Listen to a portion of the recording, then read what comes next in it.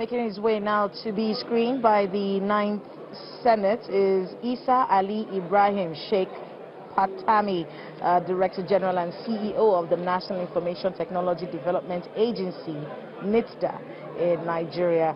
And we'll be looking forward to what questions he will be asked here and how he will be giving answers to those questions. We have the nominee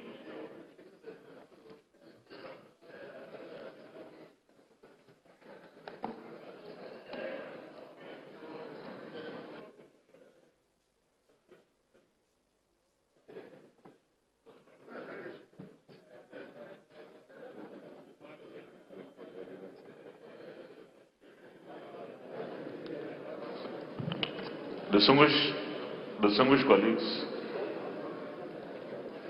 We have the nominee from Gombe State, Dr. Issa Ali Fantami, currently the DG NITDA, the National Information Technology Development Agency. On behalf of my colleagues, let me welcome you to the Senate chamber, and we have your CV, but you can emphasize on those things in the CV that you think need special note by the Senate, and you can also say any other information that you think will be helpful but have not been included in the CV. You can address the Senate. Thank you. Thank you very much. The President of the Senate, Dr. Ahmad Lawal, the Deputy President of the Senate, distinguished Senator Ovi Omo Agege, all other principal officers here present, distinguished senators from my beloved state, Gombe State,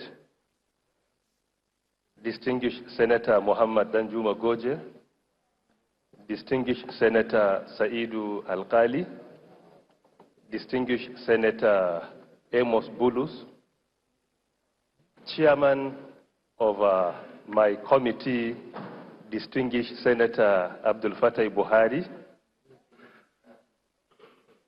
other distinguished senators here present, my friends and associates that join me on this, to this distinguished chamber, good evening, and may peace, mercy, and blessings be upon you. Mr. President, sir, I begin by thanking Almighty for blessing me with this golden opportunity to be here in this distinguished chamber today. Then I use the opportunity to thank the President of the Federal Republic of Nigeria, President Muhammad Buhari, for finding me worthy of this nomination to be part of his cabinet. I also use the opportunity to thank this distinguished chamber for the opportunity given to me to appear before respected personalities for the screening. I consider this as an honor and I appreciate it. My relationship with this respected chamber has been cordial from the time I joined the National Information Technology Development Agency at official level on one hand and personal on the other. We maintain a very good and cordial relationship that it helped me significantly in promoting and transforming the IT sector in the country. Briefly about my personality, I was, according to my father, I was born and grew up in Fantami quarters of Gombe local government in the Gombe state. around 20th of October 1972, I was enrolled into a traditional school that we call Sangaya School, or An School, where I spent more than 4 years there. Later on, I was admitted into primary school, then secondary school, Government Science Secondary School, Gombe. After secondary school, I was sent again to another town where I spent 3 years acquiring religious knowledge. After that, my father sent me to university, a federal University of Technology, Abubakar Tafawa Balewa University, Bauchi, where I studied computer science as my first degree. After the first degree, I was retained by the university to teach. From the university there, I got my MSc in computer science. I also got MBA in technology management. Later on, I moved to the United Kingdom. I had the privilege of attending Robert Gordon University in Aberdeen, Scotland, United Kingdom, where I got my PhD in oil and gas computing. During my stay in the Aberdeen, I had the privilege of teaching and supervising students on the graduate level. After that, I was contacted by Saudi government, where I got an opportunity to go there and teach at the prestigious International Islamic University for 2 years. I happen to be, with all sense of humility, I happen to be the first Nigerian ever to teach in that prestigious university. I also spent many years at the Abubakar Tafawa Balewa University teaching in the Faculty of Information Technology. I taught there for over a decade. So with this, my background is more into education, then secondly, IT sector, and I partake in a lot of research in oil and gas computing. Furthermore, I had the opportunity of attending Harvard University in the US, where I was trained on digital transformation. I also had another opportunity of attending Massachusetts Institute of Technology, MIT, and the IMD, Institute of Management Development in Lausanne, Switzerland, where I was also trained on strategic innovation. Furthermore, I was also at the Cambridge University, where I was trained also on management. So I had the opportunity of attending all these institutions.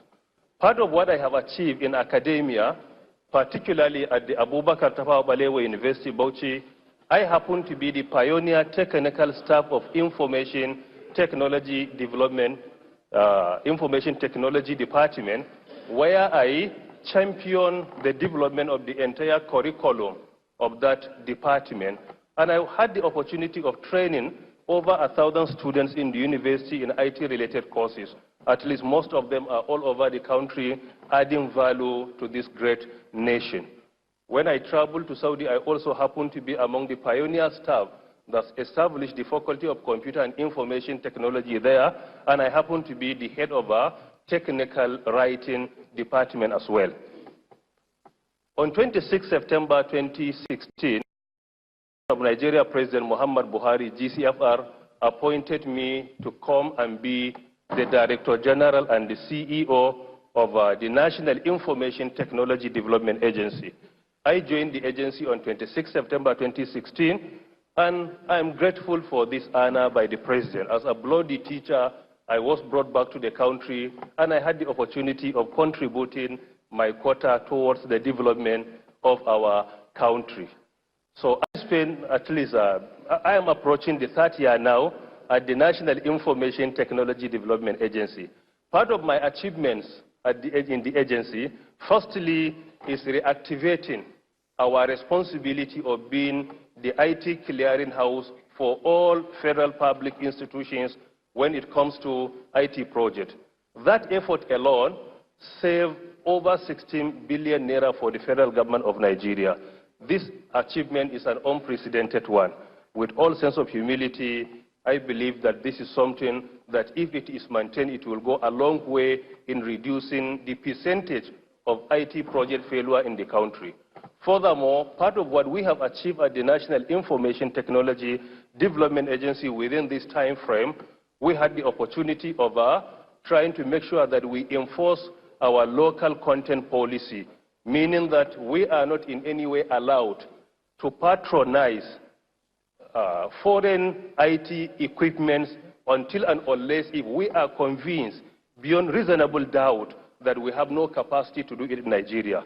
But as long as we have the capacity to produce any, or to manufacture, or to develop any software or hardware, then the importation is not allowed. Through that effort alone, what we have achieved in 2017 is unprecedented. In 2013, before I joined the agency, the patronage of our local computers is around 82,000. In 2014, is 92,000. In 2015, is around 92,000. In 2016, 150. But in 2017, with our effort, with our modest effort, we were able to catapult that to around 265,000 within a single year. So this achievement is also unprecedented. In addition, I had the privilege of using the agency with the support of my staff to promote ICT by deploying ICT computers and centers to 246 institutions in Nigeria. In addition, we established 11 world-class virtual libraries in federal universities all over the country. We also established 9 wide area networks all over the country. And we partake in training people of various categories in ICT, including people with disabilities. We train a substantial number of people with disability in Nigeria to the extent that some of them, as of today, establish their ICT centers, and they partake in delivering services, and they are being paid by doing that without roaming our streets begging. Furthermore, we introduce a training for women for ICT, where we train women on ICT, we distribute facilities to all of them, and we make sure that at least they are self-reliant. This is something that has been achieved significantly as well. In addition, we also introduce what we call hackathon and future hack, and particularly through our startup program, where we move from one zone to another, from one state to another, identifying our young innovators, those that we see they have the potentials of making the country proud, to make sure that we mentor them, we guide them, we provide seed funding for them in order to make the country proud. And this we were able to achieve a lot through this process, in addition to our cybersecurity effort. Most importantly, during WannaCry, the National Information Technology Development Agency was the first institution or body in all over the country to notify Nigeria and Nigerians about the potential danger of cybercrime, particularly during the WannaCry attack. And that helped significantly by reducing the gravity of the attack on our nation, to the extent that many developed nations were affected badly. But with the proactive measures we have been taken, that has significantly reduced. Doctor, you can summarize so that we can ask you questions, because there are a lot of people who want to ask you questions. So thank you very much. Thank you very much. I think with this I will be able to pause here and entertain the questions. Thank you very much, sir.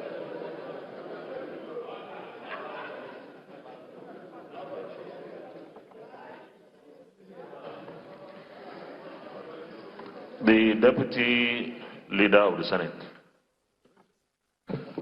Thank you, Mr. President, and my distinguished colleagues. First of all, let me congratulate the nominee on your nomination for the post of the Minister of the Federal Republic of Nigeria. Secondly, let me congratulate you for the good work you have done in NIDA. Maybe you should know that when the Space Agency was established, NIDA was a center under the Space Agency. It started as Center for Information Technology Development, which was eventually midwifed into NIDA. NIDA was formerly under the Ministry of Science and Technology, but then moved on to the Ministry of Communication Technology, where you reside with NICOMSAT. Now, there's a debate going on whether NICOMSAT should be privatized or commercialized. Knowing fully well that NICOMSAT is a national asset that is very important for the security community and the intelligence community. I'm talking about the military, the SSS, and others. Now, in your own opinion, do you think that NICONSAT should be privatized or commercialized? Because it's very important. Thank you. Thank you very much.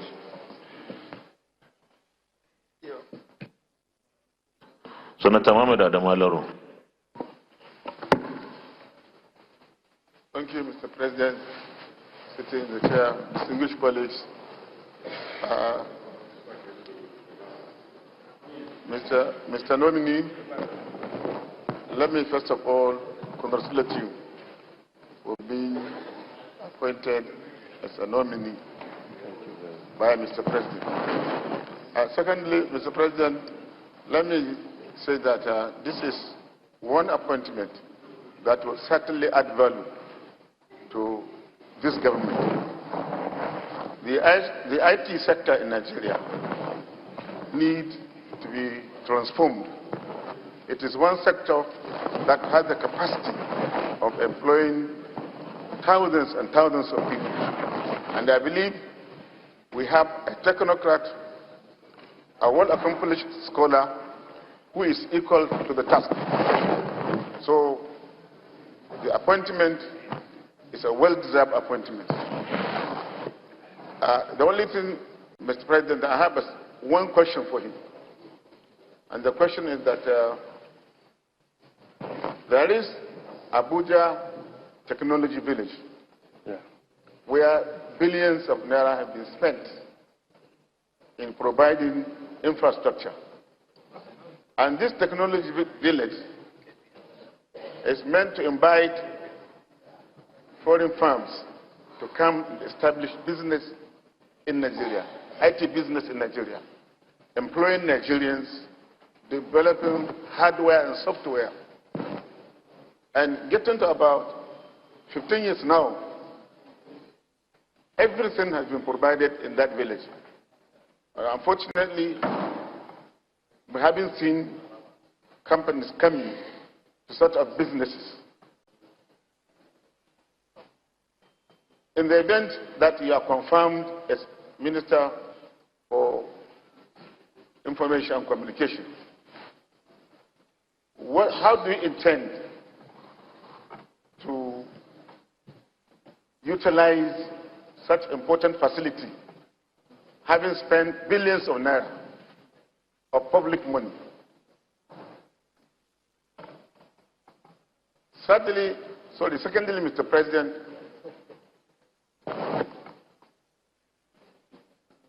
Abuja Technology Village is wholly owned by FCT. Do you intend to take it over as a Minister of the Federal Republic? Thank you. Thank you. Deputy Chief Whip.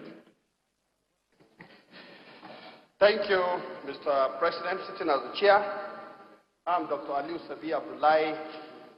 I represent the very good people of Niger North Senatorial District. I'm from Niger State. First, let me align myself in congratulating Dr. Fantami on this very landmark achievement and appointment. Definitely, you've left some mark in two areas. Your very deep knowledge of Islamic studies and ICT. Today, we are faced with some very compelling challenges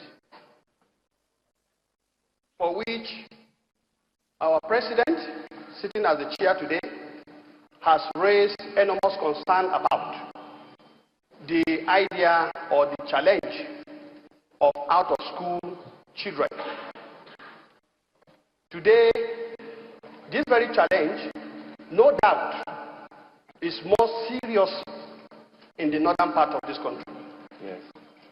And you come from a very conservative northern community, and so you understand the key issues, the drivers, and the challenges of how this problem has come about, and perhaps why this problem is persisting.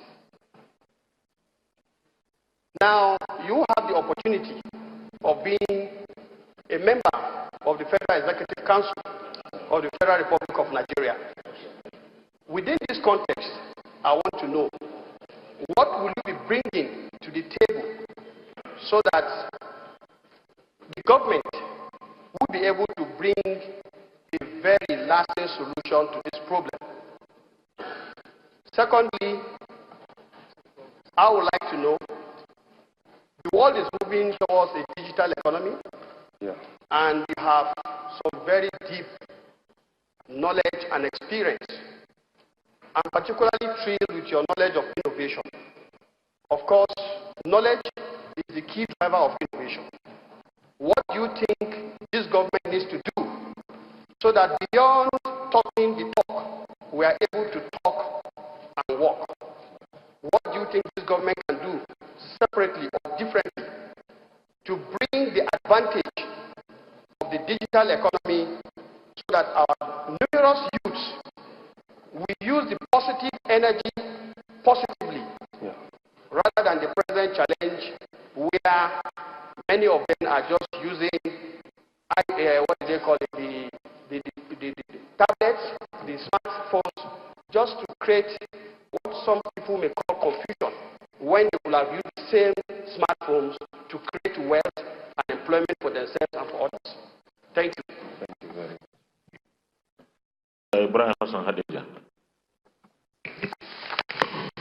Thank you very much, Mr. President. Sitting as the chair, my distinguished colleagues, the nominee, I want to extend my congratulations. I also want to tell this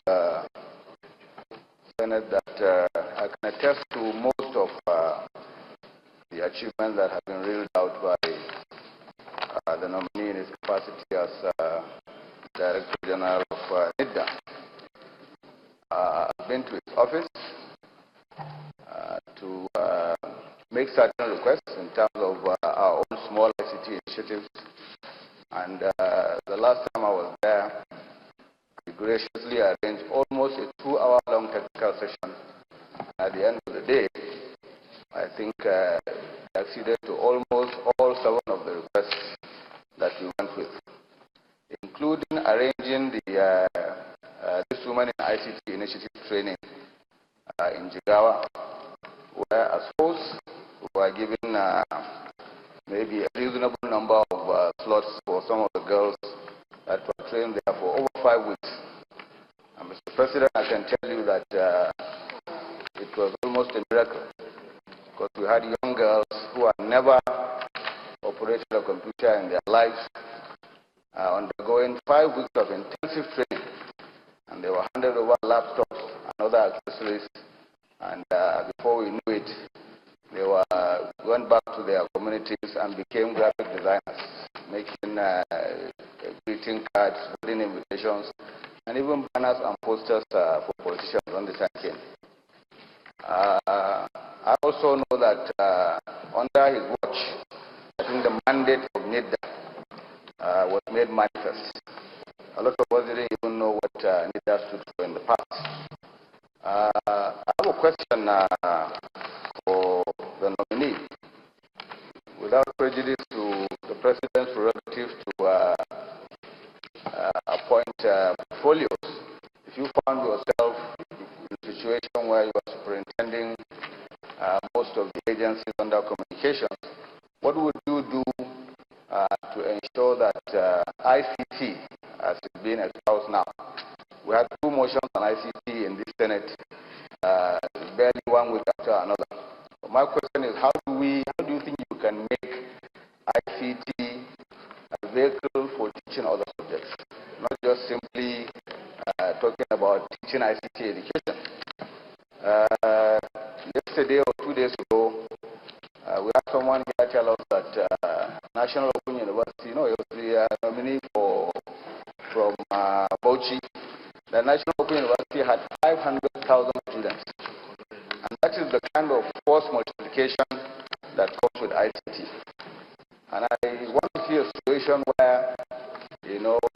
the technology itself is used to deliver content, especially in the light of the acute teacher shortage that we have in Nigeria.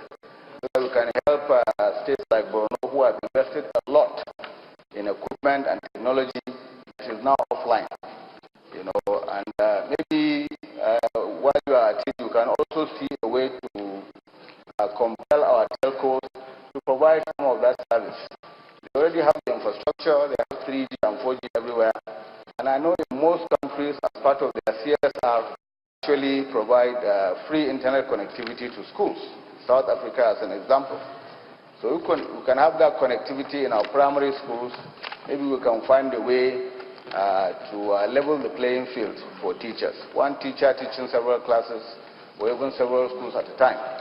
Anything is better than the kind of situation we have at the moment.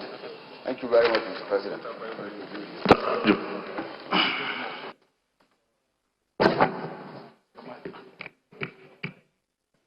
Senator Barrow.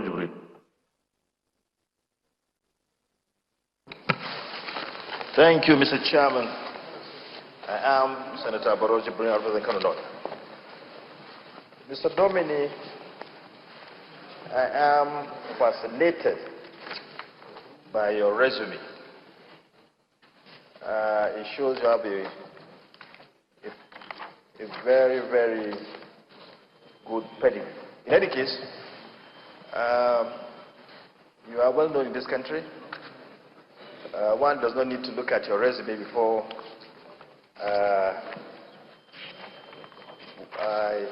he agrees or she agrees that you have a profound pedigree.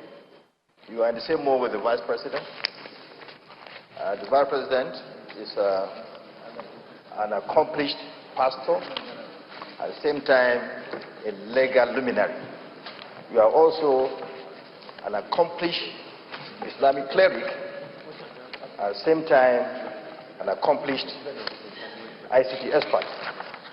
Now, assuming you are confirmed and you find yourself in the cabinet of Mr. President, which I am really optimistic that you'll be confirmed.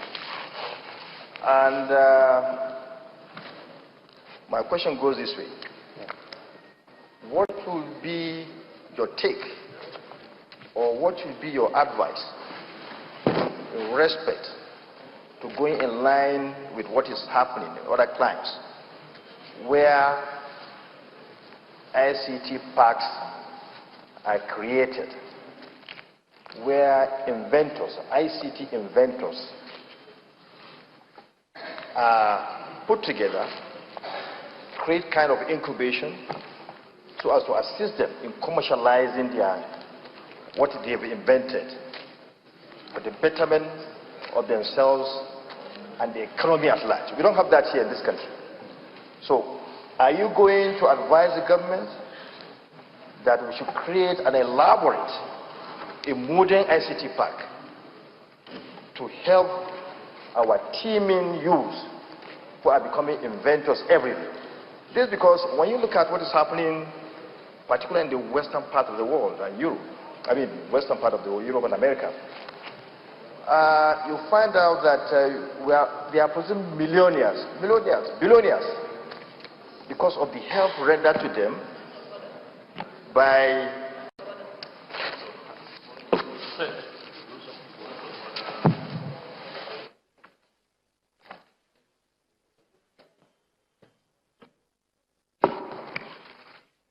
Mr. President, sitting on the chair, my order is Order 53, if I may read. Order 53.3. The Senator, 3.4. The Senator must confine his observations to the subject under discussion and may not introduce matters irrelevant thereof. Mr. President, I think we should make people asking questions should go straight to the point and ask their questions. Sorry? Say what is it? Order 53. To confine themselves, to go straight to the question. Thank you. Let me just advise all of us. Many of us want to ask questions. So please, I think we can do without too much background. And we still have one more nominee to go for today. So let's please do away with background, go straight to the question so that we can take many of our colleagues' questions. So you can ask your question, please, straight. So, Mr. Nominee, so are you going to advise that we should have, a very modern, big and elaborate ICT park in the country? That's my question. Senator Abdul Fattah Buhari.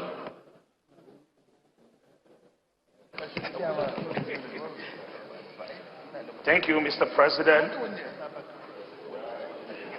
Distinguished colleague, Buhari Abdul Fattah.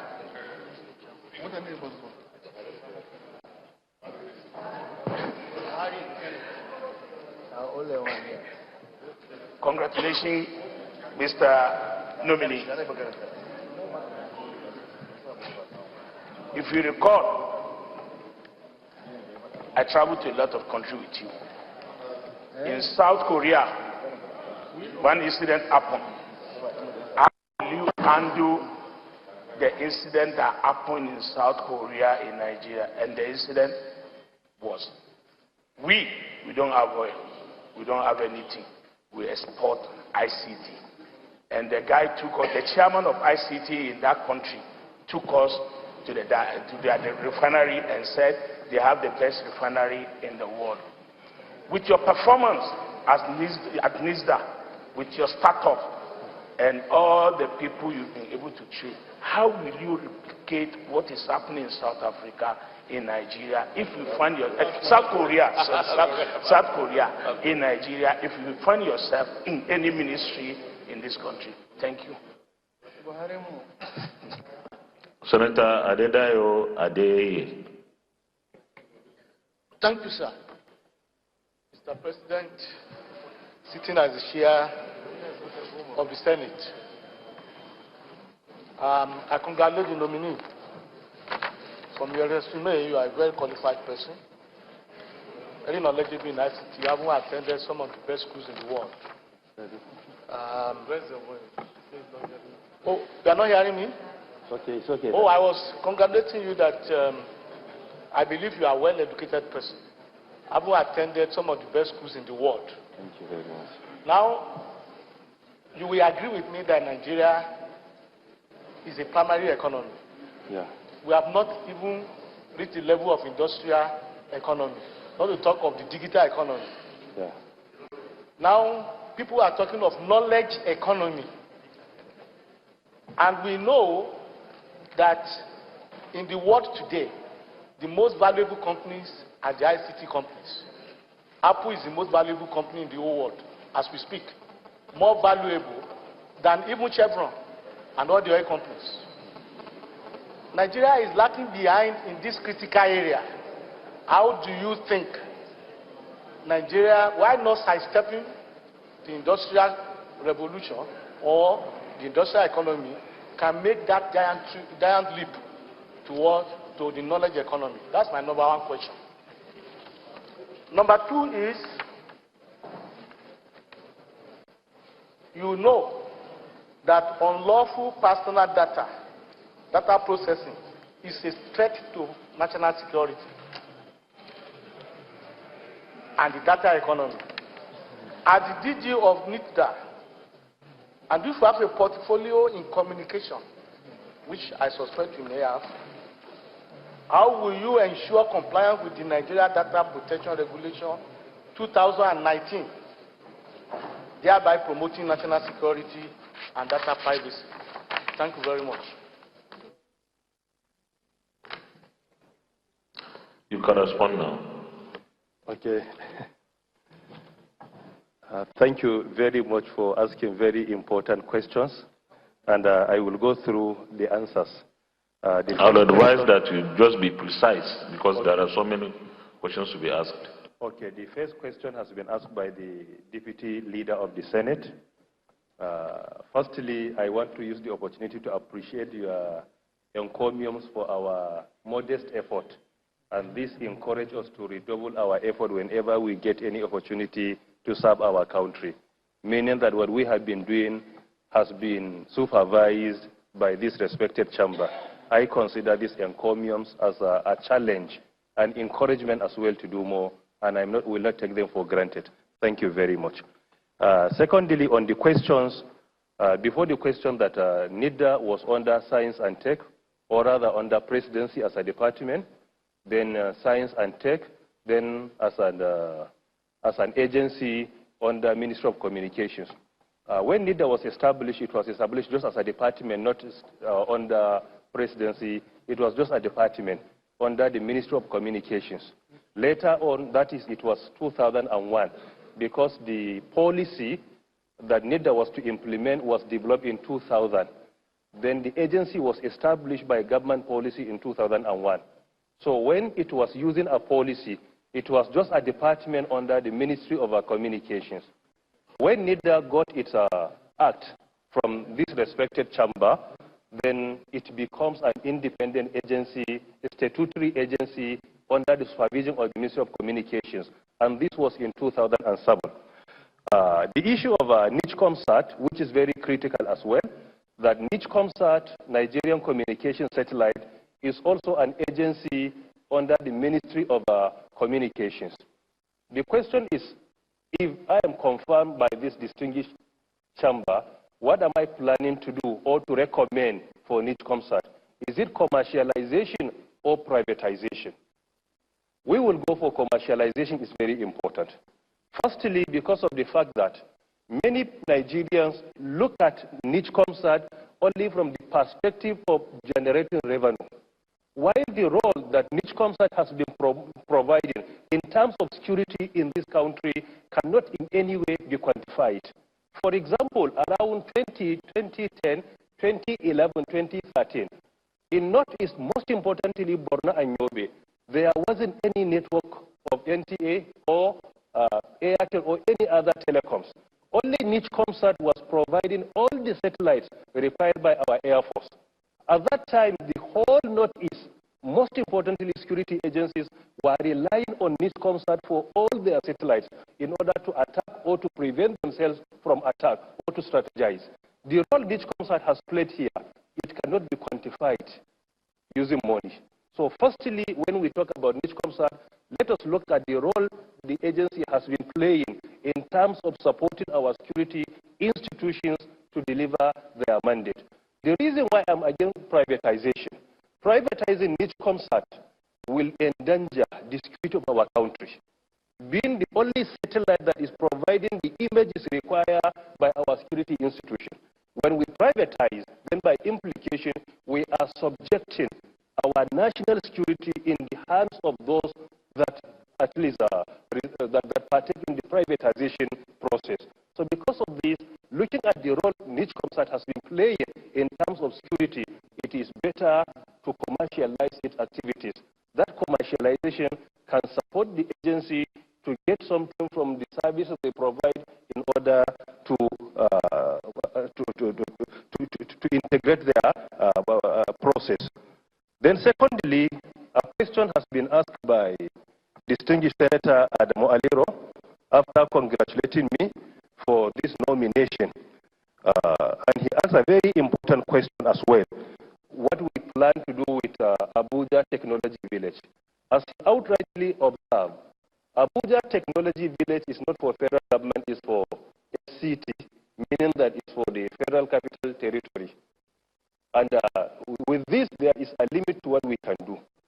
And secondly, what is most important to do in Abuja Technology Village is to make sure that we try to invite investors to come and invest by building their offices or their IT hubs there. And the best way to do that, there are many models in place. For example, we can use Rwanda model. Rwanda, within a period of only 5 years, they were able to become the multinational companies hub in Africa, meaning that there is no nation in Africa that has the availability and the presence of IT companies like Rwanda. Why? Is because of their policies and laws. Firstly, we need to do a lot in the area of ease of doing business.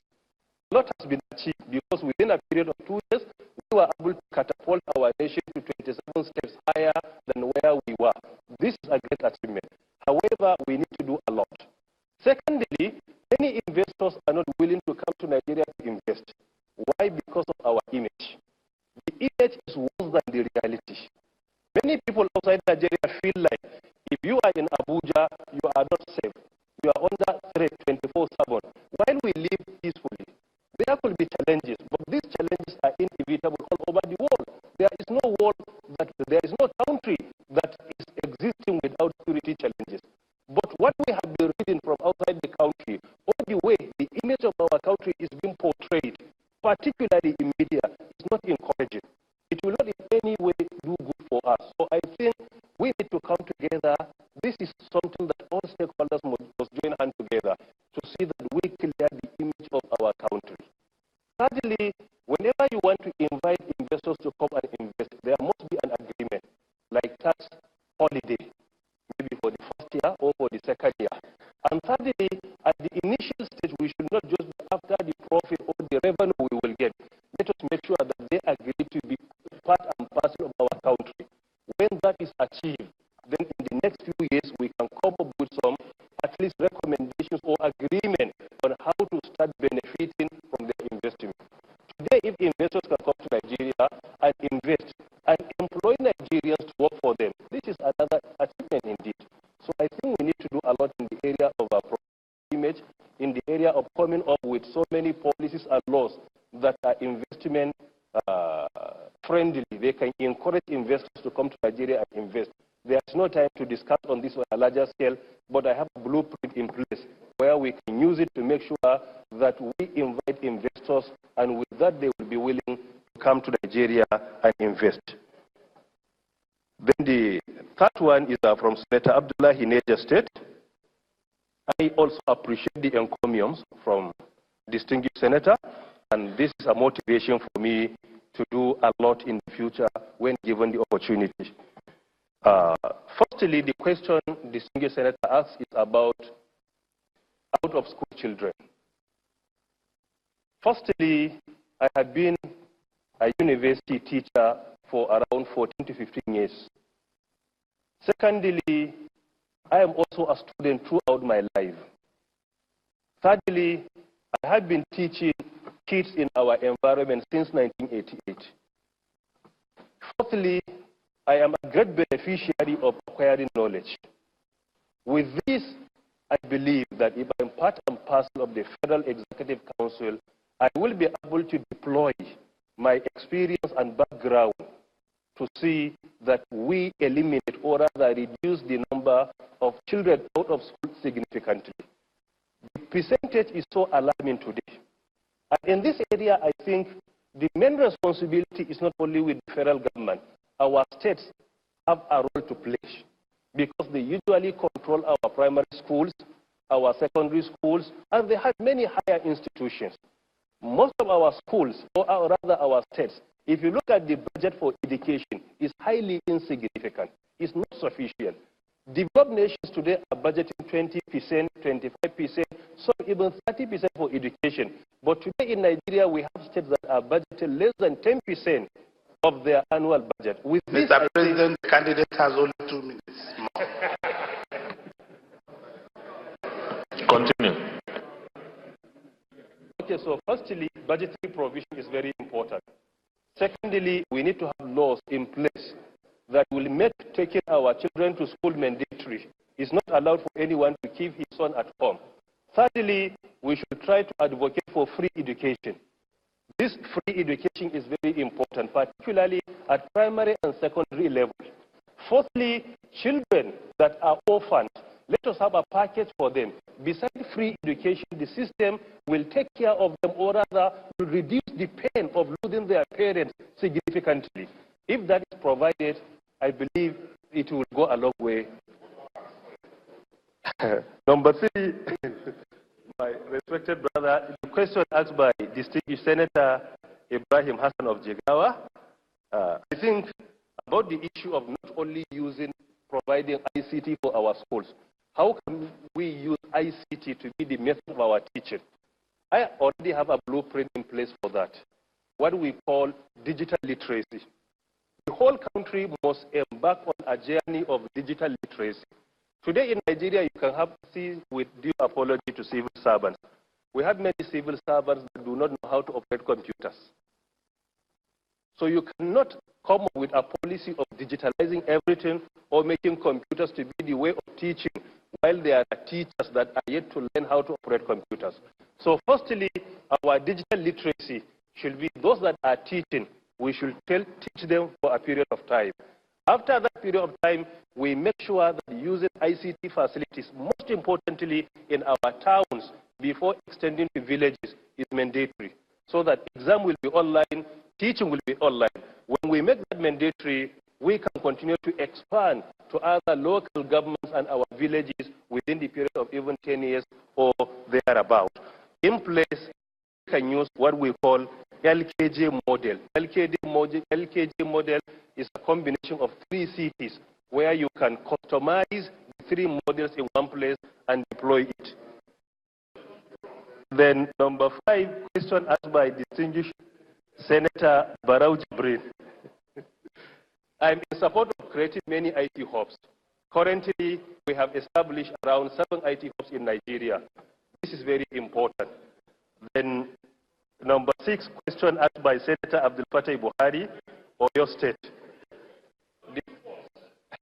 The best way we can do that to copy South Korea, firstly, we need to learn what we call mentor and mentor. Mr. President, his time is up with 11 minutes. Distinguished senators, I'm still giving Senators Joy Thompson Sekibo, Albert Basi, Ifeanyi Uba, Dino Malai, 1 question each. You withdraw? Senator Danju Mogoji.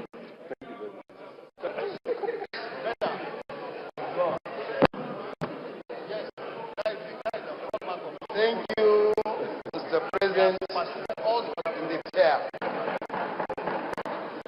I stand here today as a very proud person. I'm very proud because before the interview of these candidates, whose only one side you have had, because he has 2 sides. And I think it's very important to emphasize the other side. He's a computer scientist, you have had that. But he's also a man of very, very high integrity and a very, very good, excellent, well-known Islamic scholar and preacher. So he has 2 sides. So when we bring these 2 sides together, Mr. President, your earlier statement about the 2 caucuses, the other caucuses, Oyo and which one? Delta. I think I'm not entering the chamber. I think we'll comfortably lead the other 2. Yeah. I have little to say because by his presentation and performance, the chamber is okay. And no, Mr. President, I am not finished.